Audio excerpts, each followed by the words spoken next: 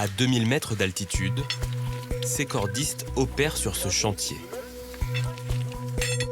Avec ce boulot, il y a un risque quand même de chute surtout, mais c'est pour ça qu'avant de commencer des postes comme celui-là, on commence de tout en haut et on purge tous les cailloux qui pourraient nous tomber dessus. Éboulement, glissement de terrain ou héliportage de matériel lourd. Pour ces travailleurs sur corde, le danger est omniprésent.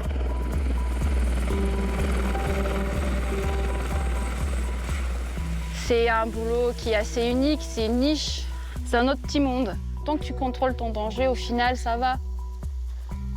Ouais. C'est pas quelque chose qui va m'arrêter de faire ce boulot, quoi.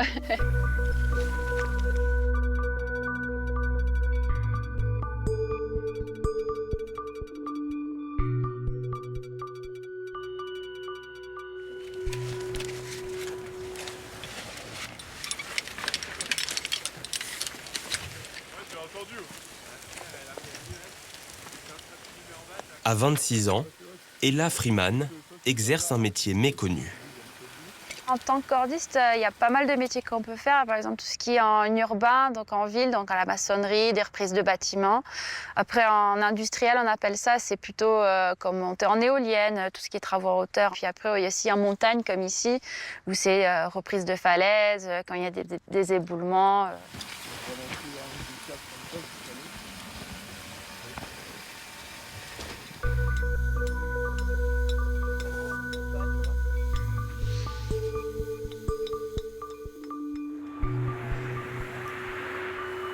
On va forer le trou qui va permettre de mettre un nouveau support, un nouveau ancrage pour assurer le coup de grillage qui est juste à côté, qui empêche les cailloux de tomber sur la route. La jeune femme a été embauchée sur ce chantier de travaux publics pendant 3 mois. Sa mission, protéger cette route des nombreuses chutes de pierre. Suspendue à 50 mètres au-dessus du vide, il faut manipuler avec précaution les 40 kilos de ce perforateur. On va le prendre tous les deux par la poignée, Ouais. on le lève et on le pose, tu vois, il y a le trou qui est fermé là, donc Ouais, c'est parfait ça. c'est parfait. Allez.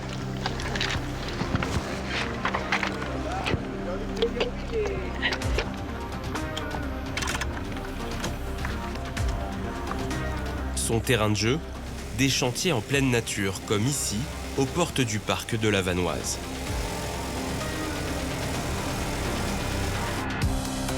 Un cadre idyllique, mais Ella n'oublie jamais la dangerosité de son métier. La cordiste travaille toujours en binôme et avec 2 cordes. On a toujours 2 cordes parce que du coup on a une corde de travail et puis la corde de sécu si jamais on a un souci. Il y a beaucoup de choses que nous on ne contrôle pas, par exemple les cailloux qui peuvent tomber. Si ça tombe sur nos cordes et que ça la coupe, nous on tombe derrière aussi, dans l'utilité des 2 cordes. S'il y en a une qui se fait couper, on se fait rattraper par la deuxième.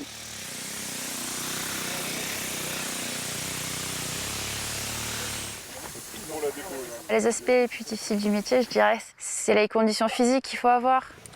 C'est assez fatigant quand même, donc des fois le matin on se réveille et il faut se motiver pour monter. C'est aussi porter tout l'équipement, monter tout en haut, des fois ça peut être assez dur, mais une fois que tu arrives à ton poste de travail, au final, ça va. Ella a changé de vie. Elle ne voulait plus passer son temps devant un écran d'ordinateur. Elle a donc abandonné son métier de graphiste. Je veux me dire qu'il y a 2 ans, je vivais en ville, j'étais pas super heureuse dans ma vie. J'avais envie de partir, j'avais envie de bouger. Je le sentais qu'il fallait que je bouge. Du coup, ouais, de me dire que j'ai réussi à être là où j'en suis maintenant, c'est vrai que c'est... Non, ouais, je suis très contente de moi. Dans ce secteur d'activité, les offres d'emploi ne manquent pas. Les cordistes sont présents partout. Rénovation de monuments historiques, lavage de vitres, sécurisation de falaises, entretien de silos, installation événementielle ou cinéma. La liste est longue et les besoins multiples. En 2024, on compte plus de 10 000 cordistes en activité et le chiffre d'affaires des entreprises de travaux sur corde dépasse le 1 milliard d'euros. Une croissance qui profite aux patrons, mais peu aux travailleurs. Dans cette course à la rentabilité, leur sécurité n'est souvent pas une priorité. Les accidents sont nombreux chaque année, des blessés graves et même des morts. 37 cordistes ont perdu la vie dans le cadre de leur métier depuis 2006. Un taux d'accident mortel 23 fois supérieur à la moyenne et le titre peu enviable de métier le plus dangereux de France.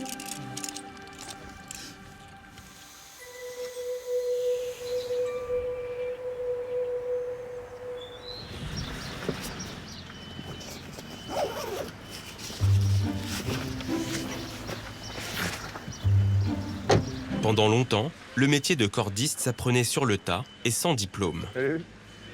Ça va? Depuis le début des années 2000, des formations ont été créées dans toute la France. À 22 ans, Liam Boutemi vient d'intégrer ce centre d'apprentissage aux alentours de Grenoble. Un montagnard, et comme beaucoup de cordistes, il a grandi avec le goût de la verticalité.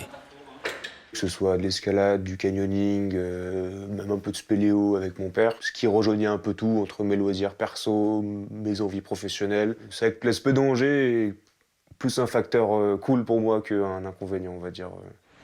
Et on rajoute la sangle fusible qui vient frotter pour éviter que ce soit la corde qui frotte. La classe de Liam compte une dizaine d'élèves. Des garçons, quelques filles, ils ont entre 20 et 40 ans. Ils partagent un même rêve, prendre de la hauteur. Voilà, donc on va se répartir sur les passerelles métalliques. Loin des grandes ascensions, ils apprennent leur métier sur ces échafaudages, suspendus entre 4 et 5 mètres. Voilà, on part avec les cordes en quitté, hein. Ça fait plus pro. Pour obtenir son diplôme, Liam doit répéter les mêmes gestes 6 heures par jour. Une formation express, 5 semaines pour tout apprendre sur l'art du nœud et les autres techniques essentielles à sa sécurité. Alors rapprochez-vous, sinon vous ne verrez rien. Je refais le tour en descendant et je repasse encore dessous. Je suis assez pénible là-dessus, hein, mais j'aime bien que les nœuds ils soient bien réalisés, propres, hein, avec les brins qui restent parallèles.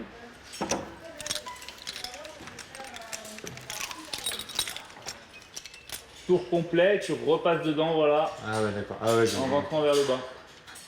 Et tac. C'est important d'avoir des nœuds qui soient bien propres, bien visuels. Je pense que dans tous les milieux professionnels, c'est important d'être rigoureux, mais dans des milieux de la corde où on met notre vie en danger, c'est d'autant plus important. Et c'est ça qu'il n'y a pas le droit à improviser ou faire un peu ce qu'on veut, quoi. Là, typiquement, cette hauteur, là, si je fais mal ma manip, bah là, je tombe de 4-5 mètres de haut.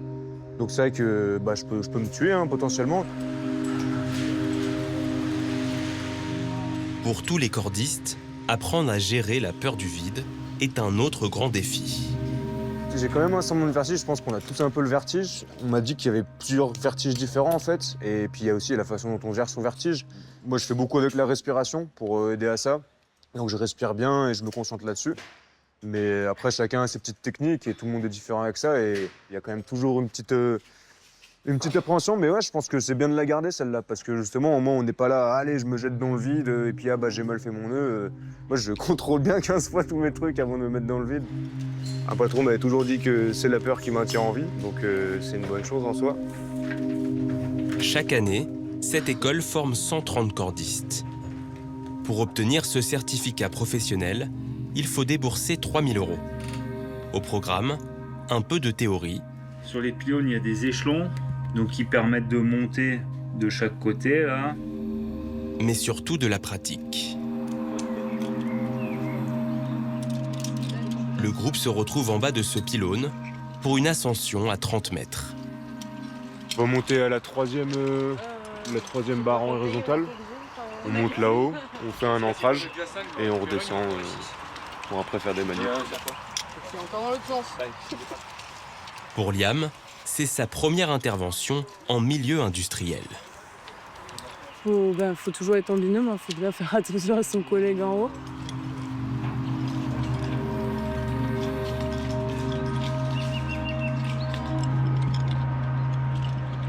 quelque chose que j'aime beaucoup moi aussi, c'est travailler en équipe. En cordiste, je pense que c'est super important de justement pouvoir faire confiance à son coéquipier. Et l'aspect physique et l'aspect adrénaline me plaît beaucoup. Je me lève le matin et je sais que quand j'y suis, je me mets à fond dedans. On pourrait voir ça un peu comme de la méditation parce que du coup, je pense à rien d'autre qu'au moment où je suis en train de bosser.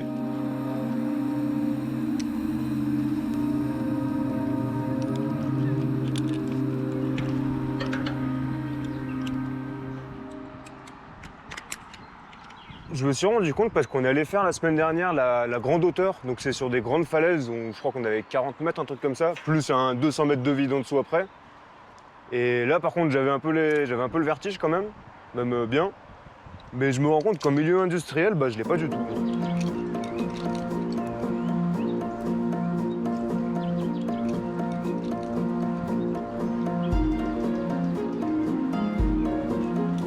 Le jeune cordiste a surmonté son appréhension. Il lui reste encore 3 semaines pour gagner en sérénité avant de passer son examen.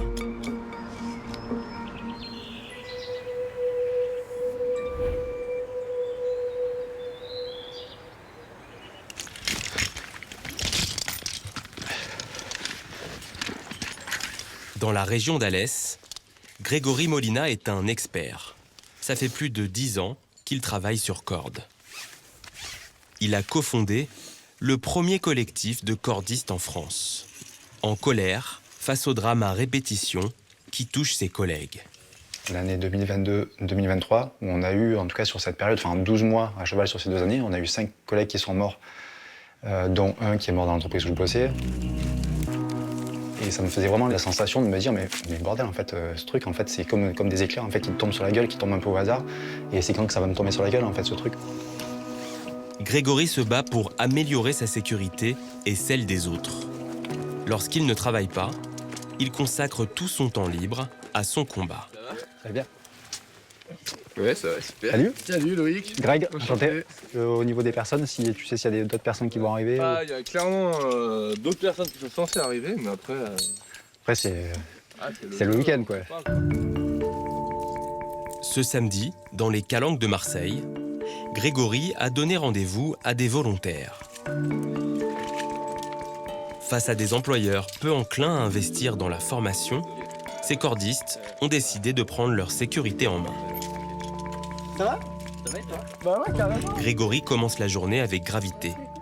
Il raconte l'histoire d'un collègue décédé sur son lieu de travail. En fait, il a fait un malaise, il a fait un AVC sur corde. Son collègue était sur le toit. Son collègue, il a juste paniqué, quoi. Il n'a pas du tout su quoi faire, en fait. Et en fait, ça a mis genre 40 minutes avant que les pompiers arrivent. Mais juste manque de formation et puis après le stress, quoi. C'est ton collègue qui te répond plus, qui est en croix tendu ta corde. L'objectif du jour est de simuler un accident sur corde. Un jeu de rôle pour répéter les bons gestes en cas d'urgence. Tu peux me redire ton prénom, s'il te plaît? Loïc. Tu restes conscient? Ouais. C'est mieux. Et puis, je sais pas, tu t'es fait mal. Ouais, je sais pas, je me suis blessé le bras ou quoi, hein. En tout cas, tu peux pas descendre. Bon alors, Loïc, qu'est-ce qui t'est arrivé?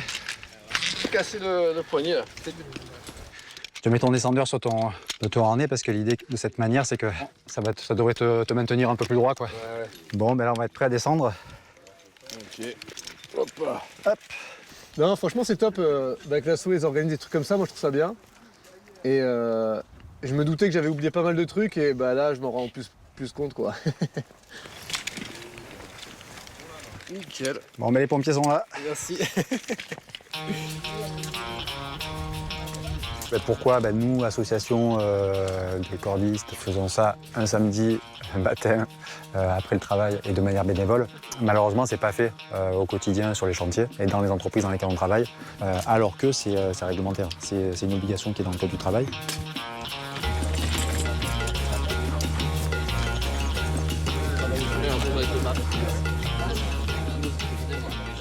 Ces gens, ils font ça bénévolement. Enfin, moi, je trouve ça ouf. Parce que du coup, Greg, je connais pas, j'ai découvert aujourd'hui, mais apparemment, il travaille beaucoup, déjà, en tant que cordiste. Et en plus de ça, il tient le truc, cordiste en colère, et je trouve ça cool, quoi. Je trouve ça bien qu'il y ait des gens qui portent un peu la voix des cordistes que des pas toujours entendus, quoi, attends. Ce qui me motive déjà, c'est toutes les dynamiques de solidarité, toutes les dynamiques collectives en fait, qui se créent. Juste en fait, de permettre en fait, de donner cette énergie-là à des collègues, bah, c'est ça qui me motive, quoi.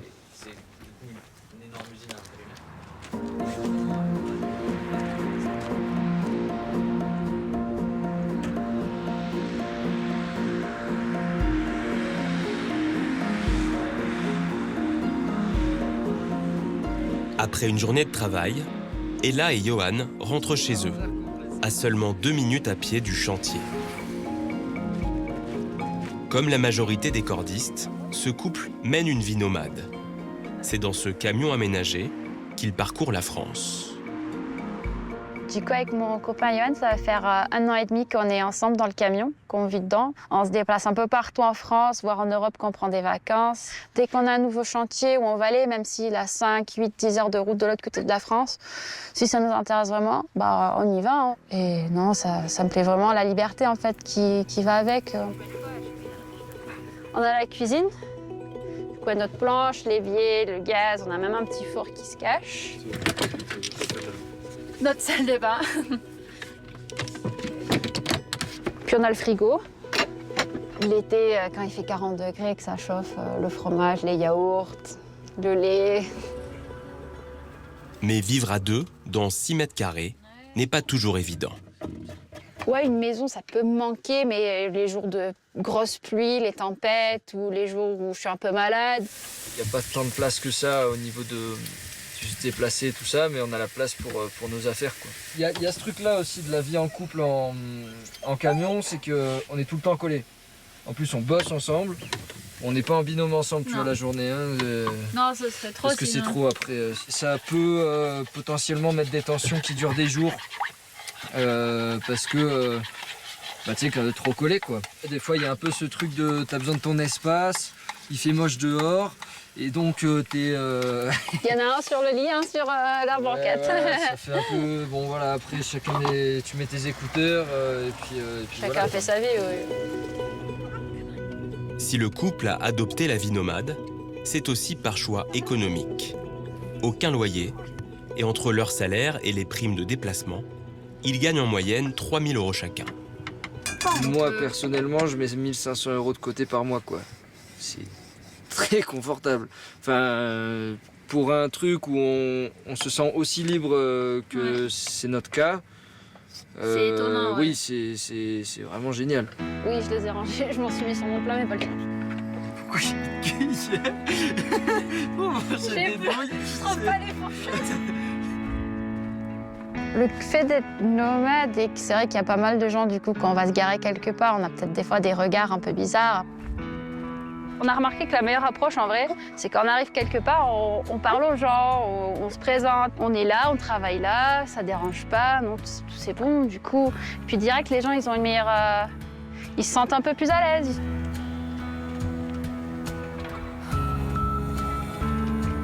Le soir, au bord du lac, l'équipe du chantier aime se retrouver. On y parle parfois du prix de cette liberté. Comme Ella et Johan, tous ces cordistes sont nomades et intérimaires, conscients de la précarité d'un métier dans lequel on vieillit très vite. On se pose des questions parce que c'est physiquement impactant.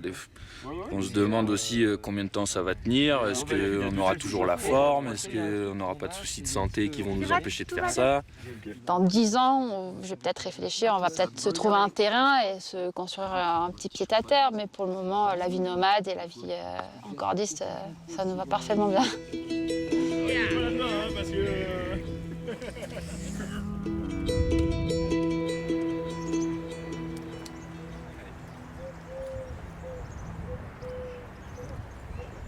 La première activité des cordistes en colère, c'est le soutien aux victimes.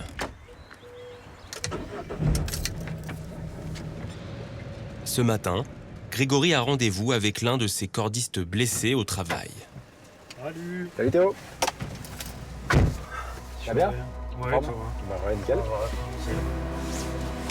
Il y a 4 ans, Théo, à peine diplômé, travaillait sur son premier chantier. Au bout de quelques jours, il fait une chute de 5 mètres et se blesse grièvement au dos. Au téléphone, tu me disais qu'il y avait des moments où tu douillais encore au dos, quoi. Tu avais des journées qui étaient... Ouais. Hier soir, j'ai douillé.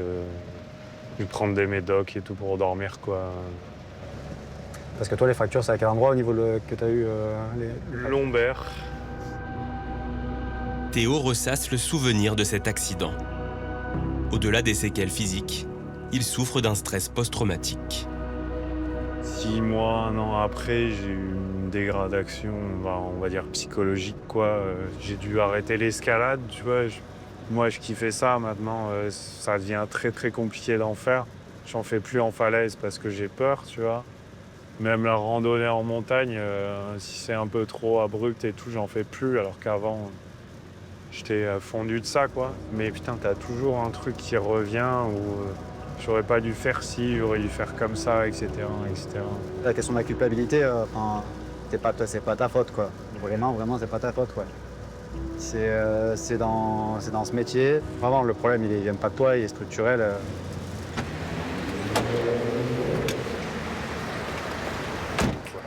Les 2 cordistes arrivent à Lyon. Ils ont rendez-vous chez Maître Tessier. Bonjour. Théo a porté plainte contre son ancienne entreprise. Grégory l'accompagne depuis le premier jour.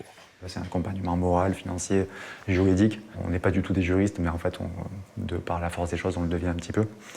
Et donc, on arrive à accompagner les familles et les collègues dans ce sens-là. Après 2 ans de procédure, Théo vient d'obtenir une première victoire. Son employeur a été condamné pour manquement grave à sa sécurité. J'étais un peu inquiet, mais finalement, bonne surprise, quoi.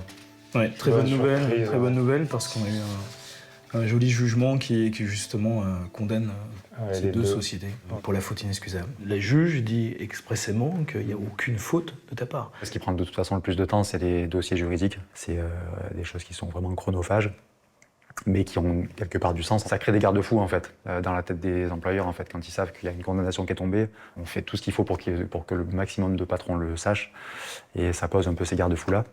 En termes d'indemnisation, il ne faut pas s'attendre à des sommes extrêmement importantes. Si on arrive en effet à avoir 10, 15 000 euros, 20 000 euros, c'est un grand maximum. Alors même que tout ton avenir professionnel se retrouve chamboulé, que tu es obligé de changer de métier, etc. En tout cas, ça m'a fait du bien. Déjà au niveau de la culpabilité, ça m'a relevé quelque chose. Théo ne pourra plus jamais être cordiste. Il a obtenu une reconnaissance de handicap. Il tient à remercier Grégory pour son soutien. Ok, d'accord. Ouais. Sans les cordistes, j'aurais peut-être pas mis en œuvre une procédure judiciaire. Ils ont été là pour me conseiller, pour me guider. Pourquoi c'est pour nous important d'accompagner tous ces collègues? C'est tout simplement pour briser l'isolement, parce que franchement, une procédure judiciaire, c'est un parcours du combattant, clairement. Le collectif a déjà accompagné plus de 35 cordistes et leurs familles devant la justice française. Dans la majorité des cas, les employeurs ont fini par être condamnés.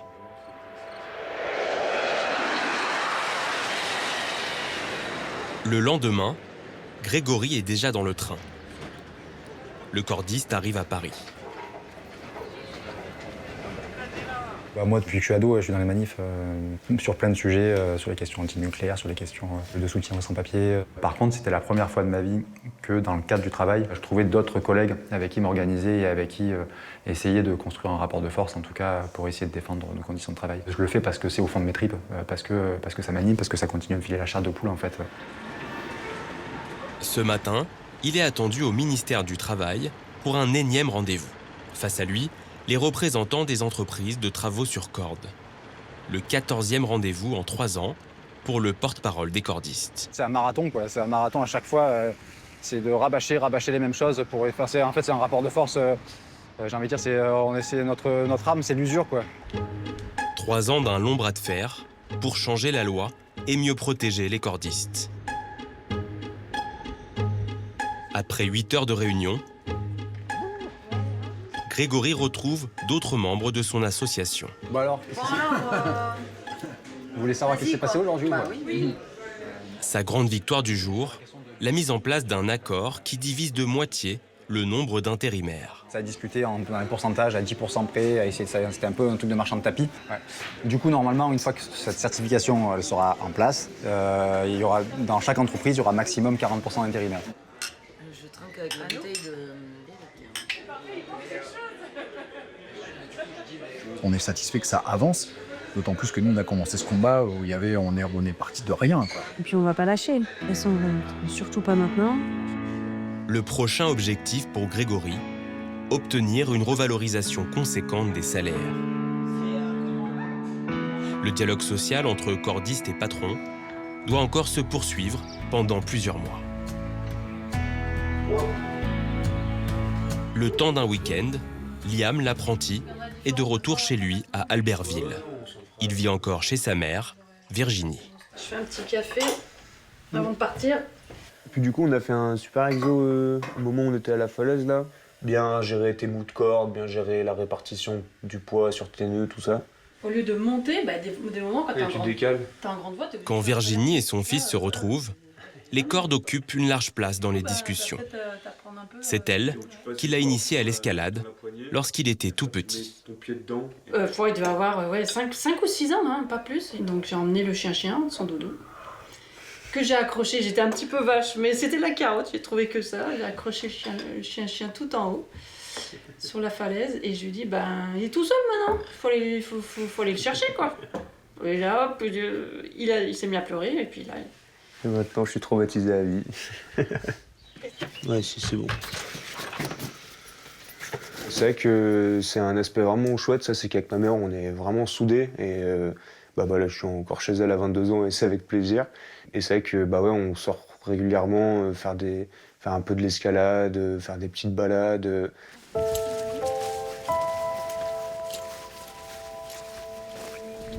Ah, c'est trop joli.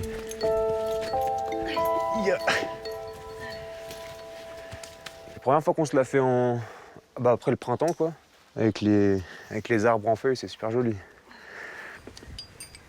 La complicité entre Liam et sa maman saute aux yeux aujourd'hui. Pourtant, pendant des années, Virginie a cru avoir perdu ce lien si fort avec son fils. Je me souviens encore qu'il était en seconde. C'était une catastrophe, il m'en a fait voir, mais de toutes les couleurs. Je lui ai dit, écoute, t'as le choix, c'est où tu changes, ou tu prends la porte. Il me croyait pas, je lui ai dit, si, tu as décidé de faire le con, de rien faire de ta vie, ça sera dehors. Hein. Il avait seconde, il avait quoi, 16, 17, je sais plus. Ok, bravo, yes. Fais gaffe que t'aies pas fait de tour là-haut, ouais. Et ça a été la révélation. C'est bon pour moi, maman. Adolescent en perdition, c'est grâce à sa passion de la corde que Liam a finalement trouvé un sens à sa vie. Quand j'étais ado, c'était les jeux vidéo, quoi. J'étais dedans, je voulais jamais sortir, ou alors je sortais pour aller me mettre dans des états pas possibles avec mes amis, mais du coup, non, moi, l'idée de travailler, l'idée d'aimer son travail, l'idée de faire du sport, tout ça, j'étais en mode, c'est des trucs de vieux nuls et tout. D'être épanoui dans son boulot, de se lever le matin et d'être content d'aller au boulot, le week-end, de penser à ça. Du coup, en fait, c'est plus un boulot, c'est un plaisir, quoi. Et c'est plaisir d'y aller, quoi. C'est mon cadeau. C'est mon cadeau et je me dis que ça valait le coup d'encaisser les années très très difficiles. C'est les joies d'être maman et voilà, ce que je souhaite à toutes les mamans, quoi. C'est super grand, mais